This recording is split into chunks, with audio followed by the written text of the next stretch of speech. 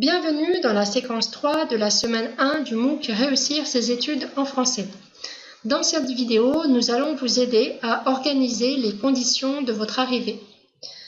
Vous avez déjà vu le logement, vous avez étudié la question du budget. Voyons quels sont les autres aspects à préparer pour votre arrivée. Dans un premier temps, nous vous conseillons de préparer un répertoire de contacts. Dans ce répertoire, vous noterez les adresses e-mail, mais également les téléphones de différents services utiles. Pensez bien sûr au propriétaire de votre logement ou à l'agence qui louera votre logement, au bureau d'accueil international ou au guichet unique de votre université. On en reparlera plus en détail la semaine prochaine, au département d'études dans lequel vous serez, éventuellement à une association d'étudiants étrangers qui pourra vous aider à vos débuts, le numéro des urgences ou d'un médecin proche de votre logement, et enfin, éventuellement, quelques contacts d'étudiants que vous aurez rencontrés sur le forum ou les réseaux sociaux de ce MOOC qui iront dans la même université que vous. Préparez maintenant vos documents. Après le répertoire de contacts, pensez à tous les papiers utiles dont vous aurez besoin.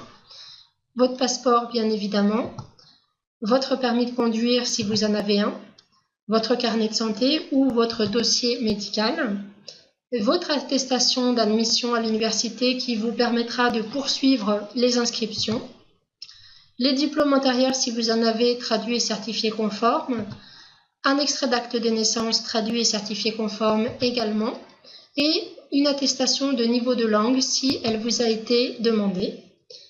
Bien sûr, votre répertoire de contacts que vous aurez soigneusement préparé à l'avance.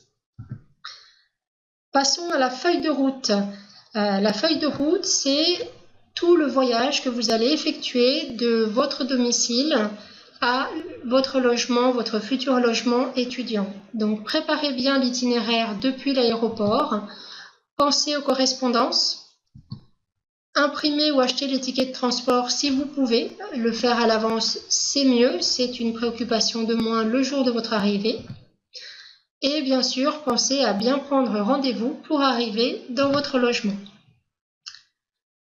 Après la feuille de route, vous pouvez aussi prévoir bien sûr des devises. Le mieux, ce sont des euros, bien sûr, mais si vous n'avez pas la possibilité d'avoir des euros, pensez à des devises courantes que vous pourrez changer facilement à l'aéroport et un moyen de communication à l'arrivée. Sachez que vous pouvez, à l'aéroport, acheter une carte SIM pour environ 5 euros. Vous aurez déjà un numéro de téléphone français et la possibilité de contacter ou votre propriétaire ou un service d'université. Nous vous conseillons pour vous aider deux lectures, 2 ouvrages actualisés conçus par Campus France. Donc en premier, l'abécédaire de la vie quotidienne et étudiante en France, un ouvrage très intéressant qui va vous donner beaucoup de pistes et qui va déjà vous familiariser avec le vocabulaire de la vie étudiante en France. Ensuite, Vivre en France 2015, un petit guide pratique très utile qui vous donnera également des pistes pour préparer votre séjour en France.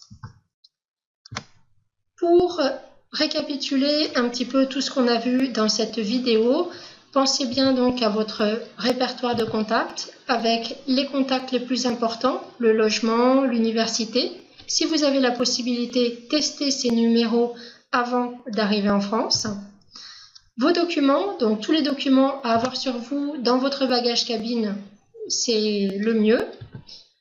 Votre feuille de route avec tous les itinéraires prévus et le maximum d'informations et de billets imprimés à l'avance.